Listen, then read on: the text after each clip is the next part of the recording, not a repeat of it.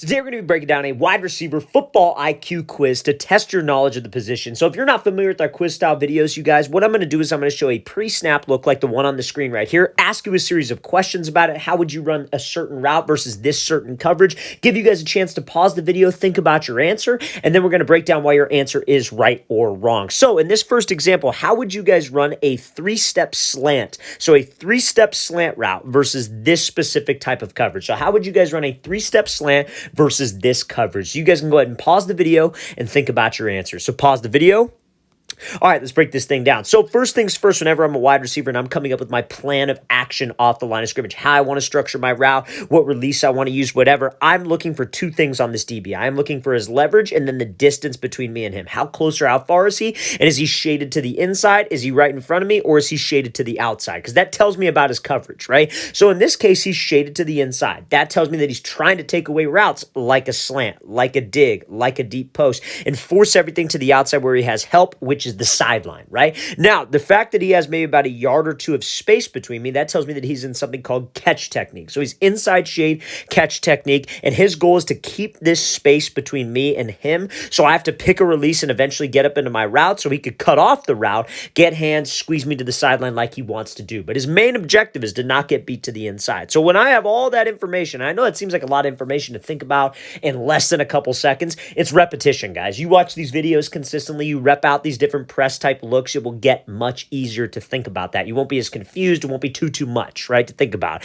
Now, if you guys said on this specific play, you want to use something called a diamond release, that would be partially correct. Not 100%, that would be partially correct. So a diamond release, because like, you know, when you draw like a diamond, like you have these two 45-degree angles, right, and then you connect the top, almost like a baseball diamond, right? That's essentially how you want to run off the line. You're going to run off the line for 3 hard steps on that 45 at this DB's outside shoulder, outside hip, and the goal is to get him to flip open so I could slip underneath him and run a slant. If he's inside leverage and I have to run a slant, I'm not going to be able to just give him a quick move and get to the inside. This DB is going to keep that leverage and honor that leverage. So what I have to do is attack that outside shoulder and attack that outside hip. Now, like I said, that's only partially correct because since there's distance between me and the DB, what do I have to do with that distance before getting into my diamond release? I got to close that distance. I got to step on this guy's toes. So watch what this receiver does. So he closes the space, does this diamond release, but it doesn't end up working. Now we're going to show a correct example of this diamond release versus the same press coverage look in a second, but let's talk about why that didn't work, right? So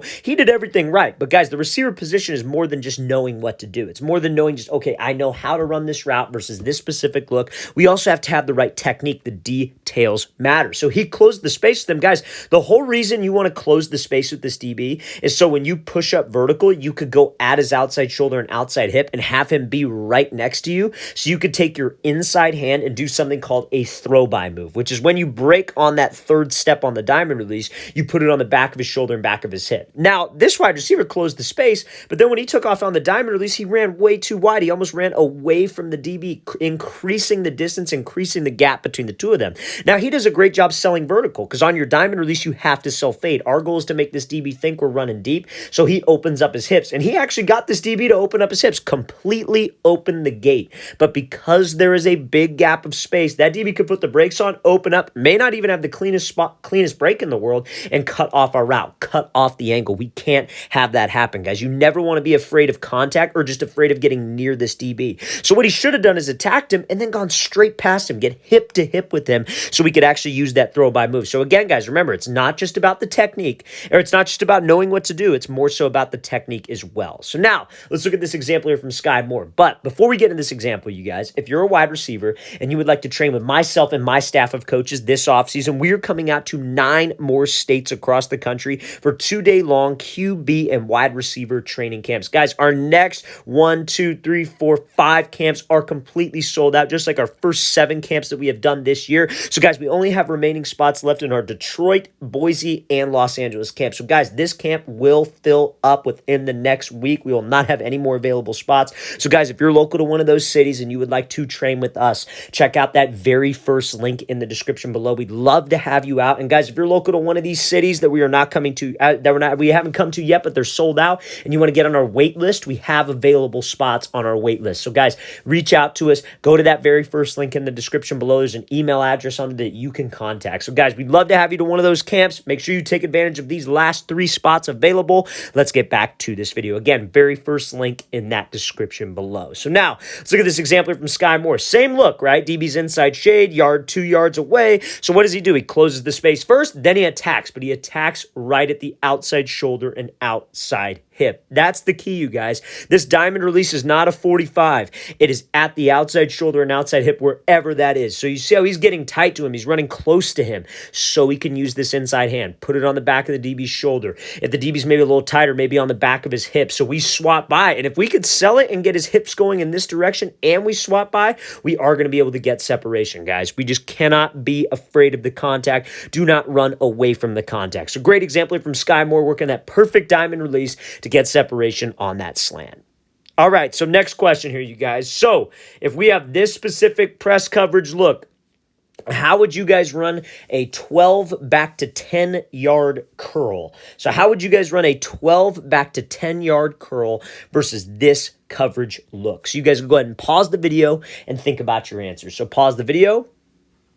All right, let's break this thing down. So first things first, we got to make sure off the line of scrimmage I have my plan, right? So I'm having a plan of action. Does that mean that the DB could change up his pre-snap look? Absolutely. Like as soon as that ball snapped, that DB might just start to inch back and create all this space between us. My release can change. This DB might jump to outside leverage. My release can change. Or he might just stay where he's at and he does exactly what we think he needs to do. But you need to have a plan, but you also have to be prepared to react, okay? So now we have a guy who's inside shade. So we know he's trying to take away the inside route. I have to run a curl route, which is essentially an inside breaking route. Now, what we want to do, and if you guys said this would be correct. We want to attack him inside, try to attack his leverage, make him think we are running some type of inside release route to get him to move and hold his leverage, which gives us more space to the outside. You're going to burst up. On a curl route, though, you guys, you do not want to restack him completely. You don't, and restacking is when you release to the outside or the inside and you're running and the DB is trailing right behind you, because on a curl, how do we have to break? We have to drop my hips. So if I drop my hips, that DB, he's just going to be running right into us, right? Whether that's PI or not. And let's say it's not. Let's say he just plays it well and he settles. He's right on us, right, guys? So when we take this outside release, we want to run tight to him, but we do not want to stack him. We want to keep him on my inside hip. So if you guys said attack him inside, keep on the inside hip, that would be 100% correct. Now, I want you guys to think about something as well. We'll play this clip a couple times. It's kind of a 2-part question. How do you guys think he could have ran this route a little bit better? Because it is a good route, but what do you think he could have done better on this route? Besides the drop, obviously, right? Like, he's obviously got to finish on the catch, but I'm going to play it again one more time. Does a great job attacking him, but again, what do we have to do? Think about the diamond release, you guys. So I'm going to play it one more time. Think about your answer real quick. What do you think he could have done a little bit better on this? And the answer is fairly simple, you guys. Stay tight. Get skinny. So what can you do with this inside arm on a curl?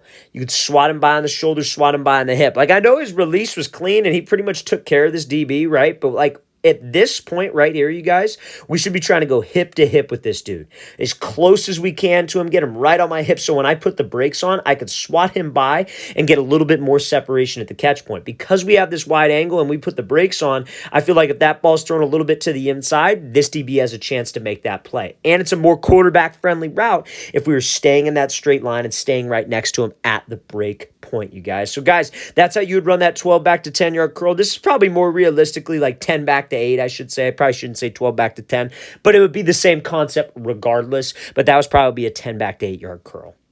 Okay, so now this next example here, you guys, is going to be a little bit different pace. I'm going to show the clip full speed, and then I'm going to ask you a question about the clip after I show it full speed. So I'm going to show it full speed a couple times, and then I'll ask you a series of questions about it. So this wide receiver pretty much just gets jammed and rerouted off the ball. Like, I know he got off the press, but that play's dead, obviously, you guys. Like, he was on the line for about like 3 seconds. So I'm going to play it a couple more times. So again, DB lunges, jams, get hands, maybe a little jersey grab right there. But at the end of the day, they're probably not going to call something like that unless it's absolutely blatant. So, guys, after watching this play a few times, what do you think this wide receiver could have done better? So how do you think he could avoid this, okay? How do you think he could avoid the aggressive jam from this DB? So you guys can go ahead and pause the video and think about your answers. So pause the video. All right, let's break this down. So first things first, guys, if you got a guy and you come up to the line of scrimmage, and again, this isn't the most realistic type of look, right? Because think about the situation, right? It's one-on-ones. This DB has no threat of the run. there's no other receiver on the field running another route, right? His eyes are in the backfield. He's guessing the snap count. The quarterback isn't going to go on two in one-on-ones. I think quarterbacks should. If you're a quarterback watching this and your receivers get jammed, I recommend going on two because that's the easiest way to stop this problem. Because if he does the hard count and this DB jumps, that's a penalty. We're moving that thing up 5 yards, and he won't do that again. You know what I mean? But in one-on-ones, it's a very scripted environment. This DB knows exactly when the ball is going to be snapped. He knows exactly that it's going to be a pass play. So he has a little bit of an advantage in that respect, right? So he'll lunge at us. But we have to be prepared for this, you guys, because I know a lot of you watching this, probably middle school wide receivers, high school wide receivers, some of you college wide receivers. And college coaches at a camp, at a showcase, whatever, want to see if receivers can get off a press and beat press. And everybody's biggest nightmare is this happening at a camp or at something where there's cameras involved and everybody films. You know what I'm saying? So when we do this, guys, we have this physical DB, most important thing is pad level. You see how this wide receiver kind of starts to lean back and he raises up his chest? You're just exposing your chest. I know when you come into the line of scrimmage, it's a little uncomfortable. That guy's right inside, right in your face. But guys, you got to pretend what I tell my receivers, you're underneath a really small doorway. And when that ball is snapped, you have to stay under the doorway. If we pop up over the doorway, that's going to expose your chest and that DB's going to have just an easy jam, easy reroute, and completely knock us off our route. So if you guys said that he rose his pad level, that's correct, right? You guys, so just make sure, again, any release could really work right here. You know, so a lot of guys like to say, oh, do the step back release where you step back. Some coaches hate that because it wastes a lot of time. I'm not the biggest fan of it unless it's very, very quick. I personally like something called the split release where your front foot goes out, your back foot goes up, you split your feet, but you stay underneath that small doorway. So if that guy tries to get jam us and get physical, at least I have some kind of a base to withstand it, and I'm in that low pad level position. So guys, we just have to make sure that I don't raise my chest up and raise my pad level, exposing my chest to a physical DB.